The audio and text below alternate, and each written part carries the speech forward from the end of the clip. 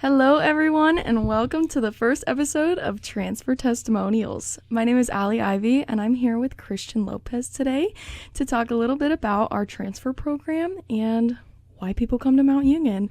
How's it going, Christian? It's doing pretty good. Thank you for having me. I'm excited for the very first episode. So I'm going to start this out with what would be your walk-up song, or what's your favorite song? Oh, man. I have so many songs. Honestly, I'm a big Rocky fan, so that the Eye of the Tiger is my walk-up song, just because my whole upbringing, I just feel like I've had to overcome a lot. So that's gonna be my song of choice. Period. I love it. Okay, so with that being said, tell us a little bit about why you came to Mount. What brought you to Mount? Man, there's a lot of things that brought me to Mount Union. As a student coming out of the state of Florida, I was a transfer myself. What brought me to the University of Mount Union was football. Played college football at Greensboro College in North Carolina. In Greensboro, North Carolina, that was shortly lived.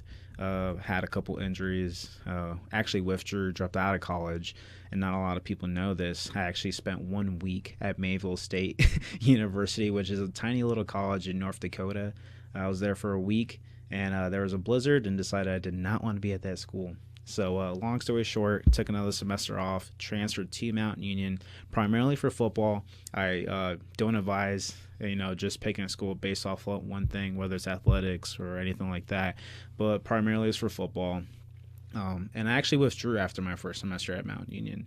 But after that first semester, was readmitted, and what kept me at Mount Union was completely different. It was the faculty, the staff, my peers, people who actually cared about me, wanted to see me succeed as not only as a student, but as a genuine human being. And then what keeps me at Mount Union to this day is the continued academic and professional opportunities that allow me to grow overall and holistically at the University of Mount Union. Awesome. Let's backtrack a little bit. So you're from Florida? Yeah. So how has it been to move across, very far from home? And you went to North Dakota, you said, right? Yeah. So you've kind of been all over. What's been your mindset in that? How has it been moving away from family? And what keeps you in Ohio versus being back with your family, I'm assuming, in Florida? Yeah. I'm from Delton, Florida, and there's nothing wrong with Delton, Florida, but just growing up, going through high school, and just my peers and community members, I noticed that not many people make it out. Not that it's such a rough area, but typically people graduate, they work a 9 to 5, and that's pretty much the status quo. And I knew that that's not what I wanted for my life. I wanted something different. I wouldn't even want to say better. I just wanted a different experience. Hence why I decided I needed to get as far as I possibly could, just for my own personal growth, because I knew if I was closer to home, there would be temptations to just simply come back home. It's easy to get pulled back to where you came from, and it's easy to be comfortable, and I wanted to make myself uncomfortable. Hence why I went to North Carolina. My first stints around with college, spent 1.5 years there, withdrew, and then I thought I was completely done with school. I went back to working a 9 to 5, multiple jobs, couldn't hold down a job, honestly.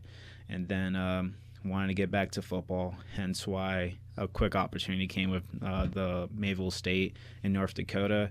They only had one stoplight.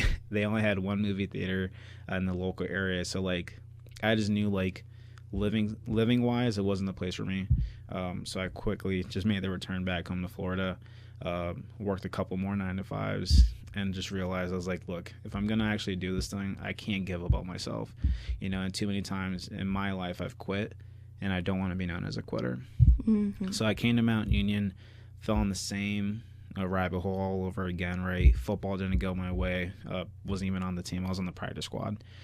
So I withdrew, found myself back at home again for a third time. This is me being very transparent. I literally was just a 3-time college dropout, sitting on my mom's couch crying, didn't know what I was going to do with my life, in debt, right? Like a lot of college students. And I was like, if I'm really going to make an investment, take a chance on myself, I have to see this thing through. So my predecessor who was in my role before me, Marcy McElroy, she was my advisor. She actually low-key like saved my life, because she was someone who could just look at you not only as a student but as a human being and let you Wow, know that shout you out to matter. Marcy. Yeah, Shout out to Marcy's Marcy. awesome. Yeah. And that made me want to come back. And then people like her, Aaron West, who was another like supervisor for me as an employee, faculty members like a Professor Ross, and many more within the School of Business, like they made me believe I could be somebody outside of what I was known as just a regular person from Deltona, Florida. That's amazing. I think a lot of people can relate to your story. You know, I myself tried to go far away from home, found that didn't work out. Tennessee. Yeah, so I came from Belmont University. I was only there for a semester. I went there for musical theater, and then that just wasn't rocking with me. And came to Mount Union as well because this was, not only was it safe, but I've heard lots of wonderful things. And it ended up being more than I could even imagine. You know, I thought I was coming here to finish out my bachelor's, get a degree, and leave. And it's really become like family with so many different people. Not only with, you know, Raider Student Media can be a family, you know, the transfer organization, like we just got rolling, and I feel like that could already be some amazing relationships. And so I think that a lot of people can resonate with that, you know, finding home here. Yeah, and kudos to you. Like, you honestly, like, you hit the ground running. Like, within your first semester, like, you're getting involved on campus, making a name for yourself. I mean, you literally are working in student media. You know, you're going to different opportunities within your major. Like, everyone who says Ivey, there's only positive things that comes from their mouth. And I couldn't be more proud being a previous advisor and just a mentor at this point. I appreciate that. You're welcome. So, what was your major from Mount Union? My major when I first started was exercise science. Funny story, I quickly found out it wasn't for me. Chemistry 110 absolutely kicked my butt. But long story short, I found a major for me. Again, shout out to Marcy. She helped me find a major that suited my characteristics and my personality traits better. And I went into human resource management, and I minored in peace building and social justice. And then I went on to grad school through Mount Union for my master's in educational leadership. I saw a thing one time that said like it was like 1 in 4 or 3 in 4, obviously very different stats, but yeah, still big regardless. People change their majors at least once. Oh yeah. Whenever they come to college. And so that was, I sound terrible not knowing if it was 1 or 3, but regardless, like 25% still a lot, okay? Yeah. And that was comforting, knowing that at least one other person has experience in changing their major, you know, because I felt terrible when I had to change my major because my mom had a dream for me, and I love her so much, and she only meant well, okay? And I had the dream too, I did, but it fizzled out quickly. And so I think that some people, I mean, even my friends really struggle with sticking with the major or changing it. And so I think that that's, you know, not only is transferring a big choice, but sticking with or changing your major on top of that transition can be really hard. And yeah, I think you hit something important there. Like, it's bigger than just like the academics and the transitions, right? That's life. You know, a lot of times in life, things are not going to go the way you planned it, but the person you are, the core values you have, the non-negotiables that you have set for yourself is going to stand, and you're going to set that journey for yourself and follow it. And also a second point where, like you said, like your mom had these standards or these aspirations for you, and you went a different path, and that's okay. I think it's important to know, like, friends, family, outside noise, they're all going to have opinions, but you had a purpose before anyone else had an opinion. So, like, at the end of the day, people who truly care about you, like your family, they're still going to support you. And as long as you're doing something that brings purpose and meaning to your life, that's all that matters. So how do you help your transfers in, like, finding their purpose, finding their passion, finding where those purposes and passions intertwine? That's a great question. Honestly, I just try to serve as a sounding board. I'm not all-knowing, but whatever I can do to help my students meet their destinations or that passion, that purpose, I'm going to do so. So, like, a few examples would be, like, academically. You know, I have a handful of transfer students who come in as a major that first semester and they completely change their major, and that's okay. Sometimes it's just growing as a person, as a human being, maybe just listening to, like, their thoughts and their opinions about where they should be in life. You know, because sometimes when you're coming from a family, they see you as a student athlete, you know, or performing arts or whatever the case is, right? and it doesn't go your way, I think allowing students to have a voice and just listen to them, because a lot of times we ask questions we already know the answers to. So allowing students to ask those questions out loud and critically think about that and develop their own perspective, they end up finding their own answers. And as long as I'm just a part of that journey, that's all I care about. So really, I'm just a support. I'm watching from a distance. I'm going to be there when you fall, help you, get back up. And then at that point, students usually find their own path, and I'm just usually just there to just be their number one support system. You're so humble because you make such a huge impact on so many different people all the time, every day, like daily. You're just a positive person in the room, and that goes without saying, I think. You walk in and you see Christian, and it's just like a giant beaming smile. Oh my God. Every single time. No, seriously. Thank you. What has been a success story that you've had of a student, someone that came in maybe on the downward slope, and you saw them just really, really thrive? Honestly, I have a lot of those, and I think success is what we define it as, right? Sometimes it's students who are 4.0 achievers, right? But they've never gone outside of their parents or a peer's shadow. Or whether it's, a student who doesn't have necessarily the best grades, but then they end up getting out of that rut, right? So I do have a handful of students. One that comes to mind that's about to graduate is Doris Sparkman. You probably know Doris, right? He transferred in, and Doris, shout out to you. This is a big kudos to you. But he transferred to Mount Union back in fall of 22, if I'm not mistaken. And he's about to walk and earn his degree, and I couldn't be more proud of him. He's somebody who initially was just like a wrestler, very gung-ho about his sport, but then took on so much more within Greek life, student involvement, TSO, and things of that nature. So you see a lot of those stories, like students who primarily came for student athletes or their athletics, and they let their sport define who they are, and then after a season or two, they realize I'm much more than just the football and cleats. I'm much more than just the basketball and the shoes on the court, right? I'm a human being. I matter. I'm somebody's son, daughter. I'm going to be a husband, a wife one day. I'm going to make a difference. So that's just one brief example. I can also go to you. Like I said, you came in that spring semester, and, you're very gung-ho from the very beginning, which I liked a lot. You made the recruiting process easy. You made being a student in my transfer seminar easy. Look at you now. You're literally hosting a podcast to advocate for our transfer students, little things like that. You're a success story in my eyes, and wherever you land, whether it's, whether if it's in business, the sports industry, media, there is no ceiling for Ivey. So you're that second success story I have. Thank you so much. And Doris, he was a Raider guide for my transfer class.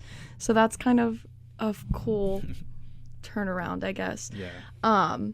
I remember messaging him to ask him about PowerPoint, and I just even having, but seriously, it's so surface level, but he was that one person that I knew I might be able to message about something. Yeah. I didn't know anyone else. I'm supposed to be an upperclassman, and I still had a Raider guide. He didn't know the answer, but he was more than willing to try and help me figure it out. And so he was definitely a great person to have in that class for sure. And talk about a full circle moment. You're about to be a Raider guide, right? Yeah. You're going to be working with first year students, and that same support and passion and love that Doris gave to his transfer students, you're going to do that times 10, just knowing your personality, how infectious you are, you set the temperature in the room anytime you walk in a room. No one else does. So the fact that you're going to have that same impact on your first year students who arguably could need it more, because a lot of times these are 18-year-olds who have never stepped foot on a college campus, let alone having previous college experience. So I'm excited about your journey as a Raider guide.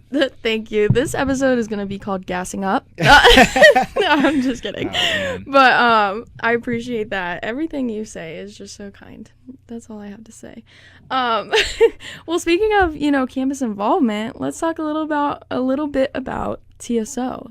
Tell me about how you and Riley started it, what it's come to be, what your goals are. Yeah, so TSO, known as Transfer Student Organization, it was up and running prior to me taking the role, right? Okay. But it kind of took a dip just because the previous exec board graduated.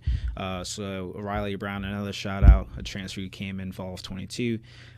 He approached me in the summer leading up to the semester starting, wanting to serve as the president, get the club up and running.